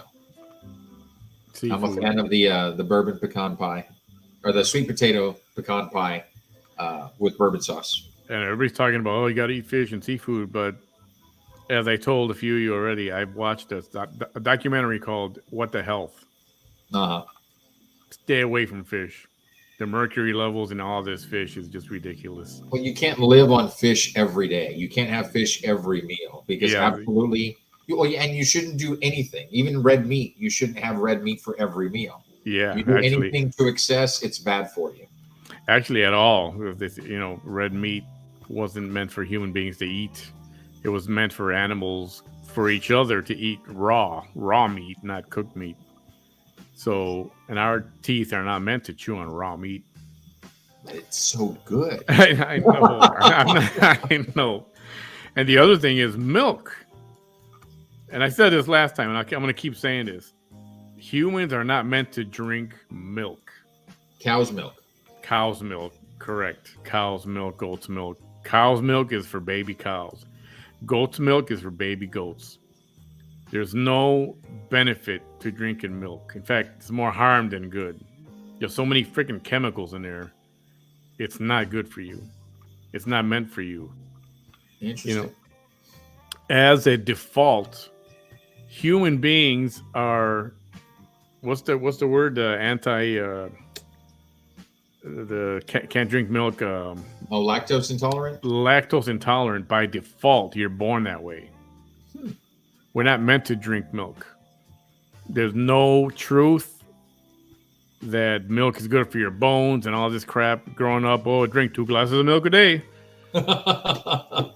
There's so much crap in milk, and even if there wasn't all this crap in milk is just not for us. Milk is meant for their animals, for their young animals. Is that part of What the Health also? Oh yeah, That's very eye opening. Oh man, So, it'll turn you vegan by the time you're over. By the time you're done with highly unlikely for me, but it. I'm always willing to listen. It turned me vegan. It turned me vegan for about a week. So one more thing I wanted to talk about when we're talking about positive things coming out of Brownsville. I don't know if you saw the front page of the Herald today. No, enlighten us. So yeah, the headline today was introducing Palomita. Brownsville native publishes bilingual children's book. Oh.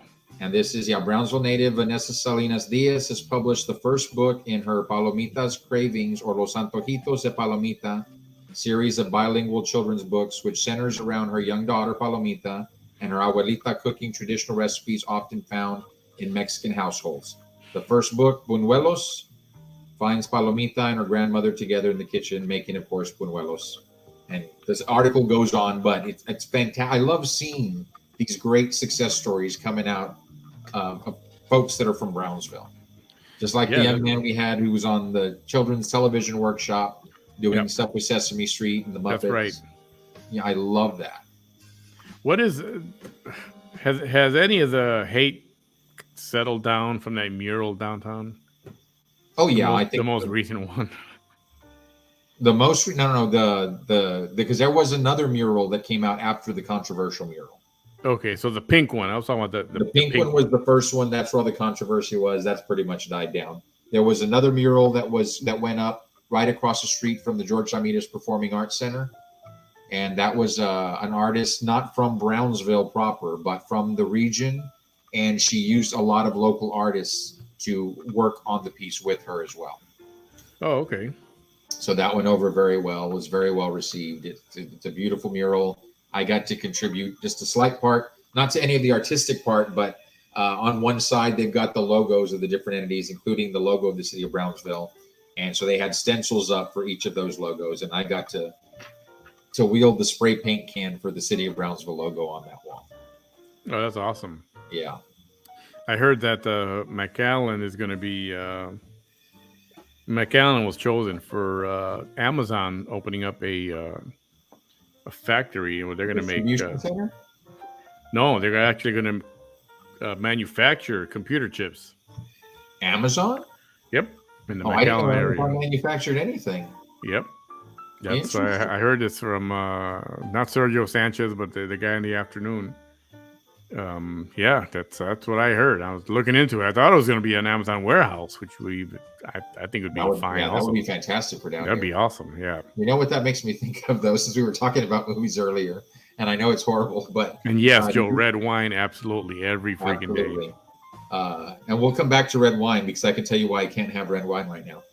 But in talking about movies, did you ever see the movie Crazy People with Dudley Moore? Oh man, a long time ago. Where he's an ad exec, but he has a nervous breakdown and ends up in a mental hospital, and how him and the other patients in there start doing ad campaigns. I think I did see that, but that was such a long time ago. That's another fun one to rewatch every now and then. But at the end, they're trying to pitch Sony, and the commercial they come up with is about microchips and why Caucasians aren't made out for making microchips, and Asians are better suited to it. Oh, completely stereotypical, but a hilarious movie. That was, what was the one he did with is it with Bo Derek?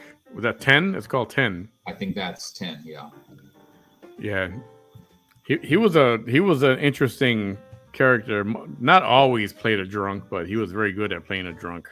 He was awesome as Arthur Bach. Oh, Arthur. Oh my goodness. Yep. God, there's a lot of good stuff. Some of you young people missed out on quite a bit of good stuff. Mm-hmm.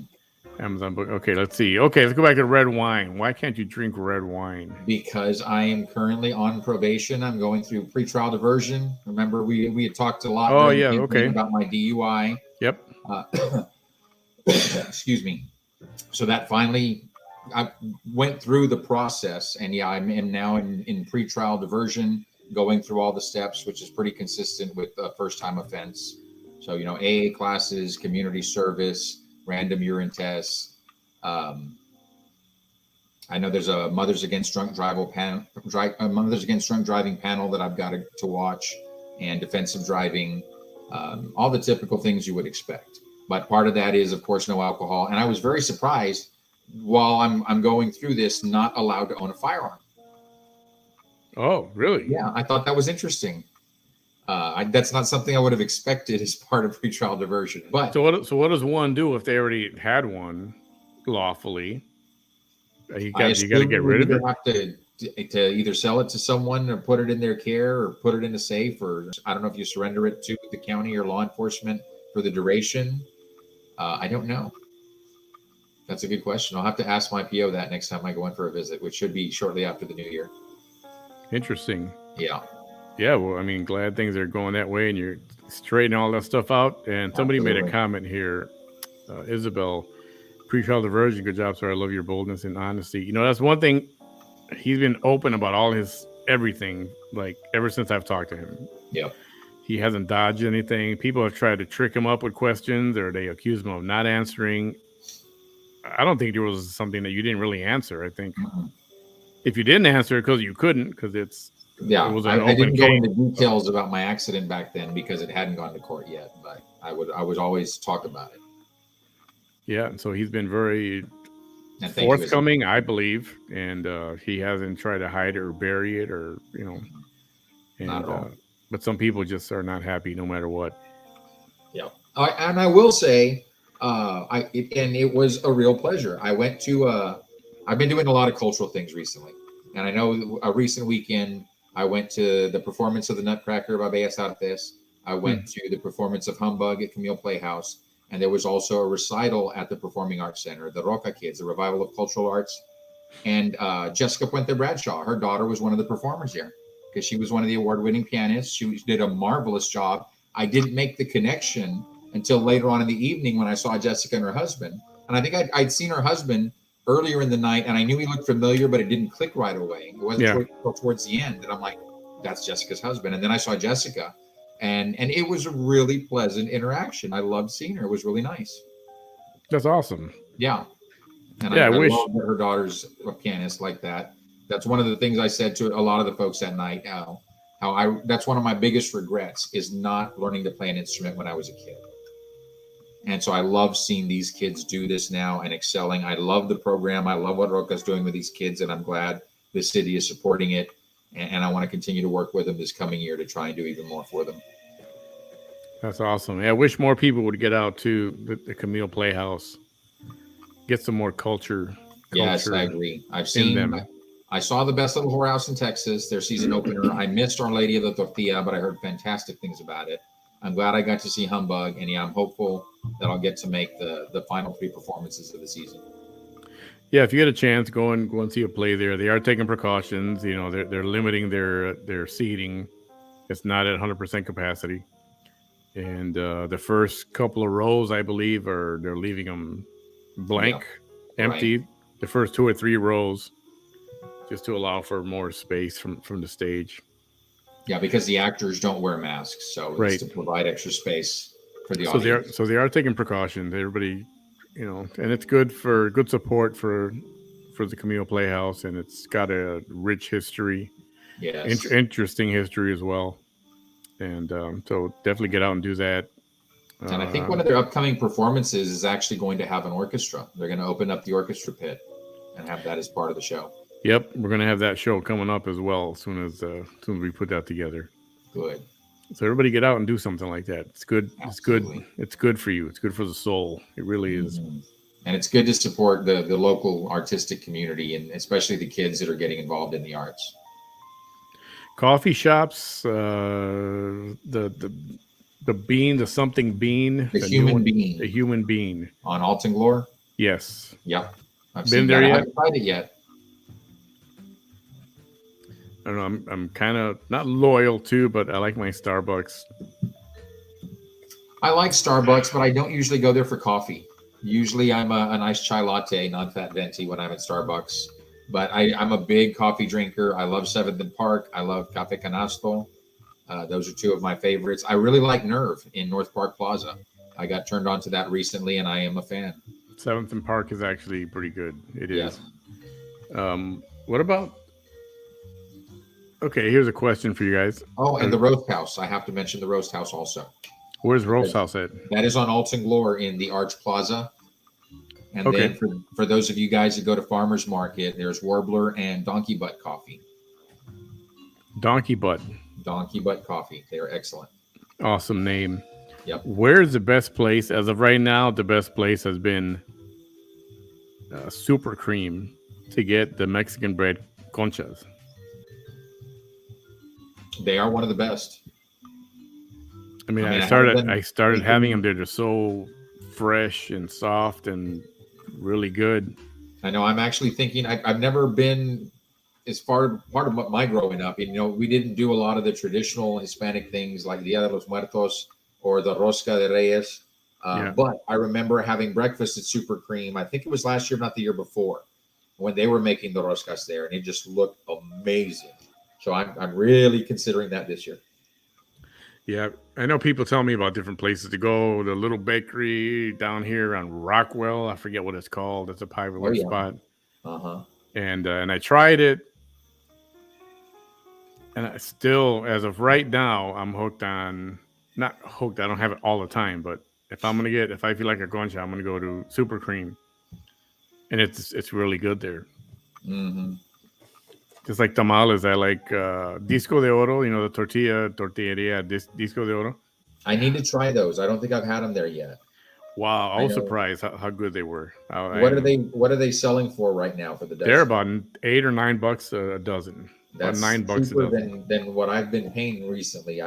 Because I usually buy the tamales for the annual mixer for the Midi Cultural District, and I also bought tamales for a tamalada at the Masonic Lodge recently, and I bought from Anita's because Avi Schwartz is real active with the Cultural District and the Chamber of Commerce, so I like supporting his business.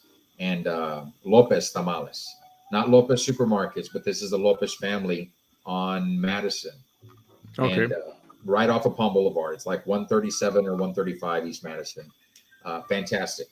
And I think Lopez is still my favorite, but Lopez is like $10 a dozen, and Anita's was $13 a dozen. Actually, come to think of it, I bought 2 dozen, one pork, one chicken, and I bought the bag of chips just to eat with dip.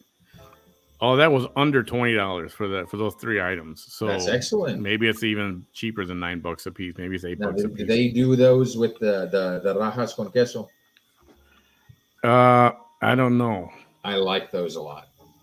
I was actually looking for the corn tamales. Corn tamales. Corn with sweet corn in it. I've not had those. Somebody made them. I can't remember where. It might have been somebody made them at home somewhere, and I just ended up at the house, maybe from church or something. Holy crap, that was good. But everywhere I go to ask that sells tamales, like, no, we don't do that. I was like, oh, okay. Maybe it was somebody's home recipe. Maybe. It sounds good. Sharky, Lada's Bakery in Harlingen. It's got to be a Brownsville place. I'm going to go all the way to. But Lada's is good. I've been to Lada's because their son, Frank Lada, is an old friend of mine. He used to be involved in that same fraternal organization I was talking about earlier. And Lada's Bakery. Is that on? Is that Tyler? Where? Lada's Bakery. I don't remember. I know it's right behind a church. Yeah, I can't remember. I've heard of it. I can't remember where it's at. Las Palmas. I think that's the one that's on Rockwell, I think. No. Is that the one on Palm Boulevard? Oh, yeah, you're right. I think you're right. Yeah. Yeah, that's right. Polk. Okay, Polk. Gotcha. On Polk. Dude, I don't eat tamales hardly at all year long. So that 30, 40 days from Thanksgiving to the New Year. Yep. All bets are off. Mm-hmm. I had tamales today. I had some left over from my last pickup. Yeah, me too. And I'll have some more tomorrow morning. I can't wait I think I've had my last tamal for the season. I think I'm good. I think I'm done. Yeah, as soon as these are done, I don't want to see one until next November. Although I have not had rajas con queso yet this season, so maybe. Dang, Edinburgh, La Spiga Bakery in Edinburgh, 50 cents a piece. 50 cents? Wow. I'm shocked that you can find that in this day and age. I know, right? As popular as tamales have become. All righty. caught up with everything. We'll have to do this again just to, I'm planning on a movie show because I was on with Digital Dimwit. His name is Victor Salinas a while back. And we just started talking movies and connecting movies and actors. And dude, we could have gone on for freaking hours. That's another one. Nice. That's always a fun show. And the same thing with music. Oh, yeah. Try rajas con queso gordita Doña Lula. Damn. That sounds amazing. Damn. I have to try that. They do have a concha with cheese at Super Cream. Super Cream? Yeah. It's a popular item. I will have to next cheat day. I will have to try that. Well, there you go. This weekend. This is the last weekend for cheating. Saturday is a new day. It's a new time. It's a new era. It's a new. And you know what? Don't forget about this New Year's resolution crap because nobody ever sees it through. Just set some goals. That's all. Don't make it a resolution because then it's just nobody goes through with it. Everybody puts too much. Yeah. And then when you fail, you're like, forget it. Yeah, who cares? I'll do it next year. It's like, and I'm not doing it as a resolution, but I know last year for Christmas, my bestie, I got her the heart rate monitor and some free sessions at Orange Theory Fitness, and she hadn't used those yet, so we're planning to do that. There you go. Soon, very soon, because it'll be good for me to get back into Orange Theory, and it'll be great to get her in there using her sessions. Perfect. Sounds good to me. Yeah. All right, Mr. Roy De Los Santos, thanks for hanging out with us for a little while. Always enjoy it, Manny. Love Not it. breaking any records this year, I don't think, but we'll shoot for that for 2022. Absolutely. I will hold you to that. Yeah, no, absolutely. I'd like to. I think I'm allowed over a 4-hour show. Hell yes. Weekly goals, yes. I had this lady make me special tamales de mollejas. Interesting. Dang. You know what? The one tamale I don't like, and I know old school people like them, are the big, giant, because they Veracruzanos or something like that. Oh, yes. They're wrapped in those banana leaves. The banana leaves. They sell those at the farmer's market, too. I don't know. I'm not a big fan of that. I like my little regular tamales. No, I had one recently. It was the first time I'd had it, but I'd heard great things because they sell out every weekend. So I finally managed to catch them when they still had some in stock. And it was like the last 2 or 3 they had. They had sold out on all the other more popular ones. But it was the original, so I had that. And it was good. It was very good. But yeah, I think I'm used to the traditional corn husk, not the banana leaf. Right. But it was a good tamale. So there was a show I watched here. I'll close with this. There was a show I watched right after the last show before this one. And it's called... It's called... Damn it. Something barbecue something. Dang it. I want to write something on it because it touched me.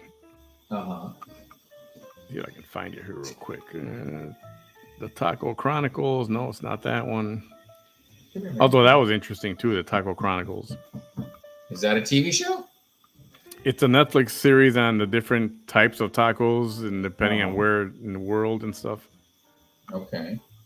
Damn it, I can't find it. I'll write something on it in a bit. It's a series about barbecue and the different people that are famous that do barbecue in the country. Okay. And they went to Mexico, the lady who's Maya. She's a Maya. And talking about how they were the real true first barbecue. They cooked under the ground. The Mayans. Yeah. Interesting. And man, they don't even speak Spanish. They speak the Mayan language, which I don't even know what that's called. I forgot what that's called. And it was it's like, man, that hit home. Like, wow, that's our culture. That's where we're from. That would be cool to see. Yeah, I'm gonna look it up. I'll post that. It was a barbecue, not Chronicles or something, but I'll figure it out. Okay. But check it. It was definitely worth the watch. It's very, very good. It hit home. Good to know. Love your guest, Manny. Hope he comes back soon. Thank you, Isabel. Is that Roy? Oh yeah, he's a fixture here. This is Maddie Kitty. This is Maddie, and he's blind. He's one of my rescues. That's right. Yep. Yeah, he still gets around. Every now and then he'll pop up on the back of my chair. As he little by little he feels his way up Yep, the I remember armchair, that. the back of my chair, and just jumps up. Don't you mind, kitty? That's awesome. How's the kitty doing? Good? He's doing good. We lost his brother recently. Oh. Kitty, who was my very, very first cat, he had cancer. And big props and shout out to the Boca Chica Animal Hospital. The doctors there were amazing. Dr. Strange, I think is her name. And the bedside manner was just phenomenal. We were in there weekly, just trying to do everything we could for Kitty. And in the end, yeah, it was lymphoma, I believe. And there was not much we could do, and just try and make it as easy as on him as we could towards the end.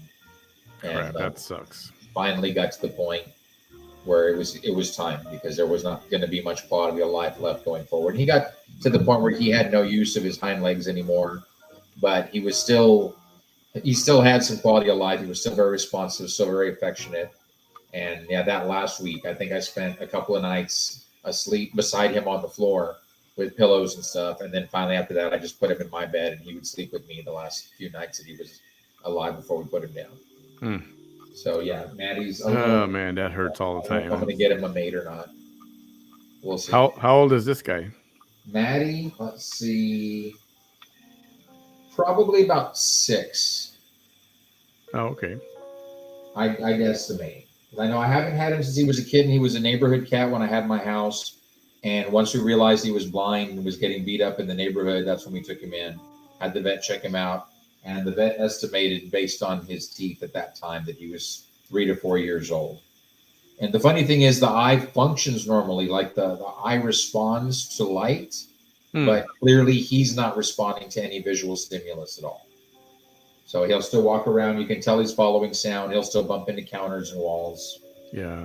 So I try and keep things in their place and not move them around too much, so he knows the lay of the land. Right, Manny. Well, you're a good guy for rescuing a special needs animal. I mean, it's always, yeah. A lot of times it's tough just to rescue an animal, period. It is. I saw a blind dog at the farmer's market. The Brownsville Animal Defense Team was out there, and they had a blind dog, and I wish I could adopt him, but yeah, I already had my 2 pets at the apartment, so I couldn't at the time. And plus, I know with a dog, they need a lot more attention. They need to be taken out more, and that's not something I can do. Luckily, Maddie is still very good about using the litter box, and I have one of the fountains that runs, so he can hear where the water is, so he can always find his water dish, and I've got his food bowls close by. Oh, so that's awesome. He does well when I'm gone all day long. He does well on his own. But I know I couldn't do that with a dog, and that just breaks my heart that I can't adopt dogs. But I don't. Hey, maybe when you get that house, Maybe. Yeah. Maybe. That's awesome. Buster is Joe's blind dog. Buster. Yep. I know Buster. Buster's a good dog too.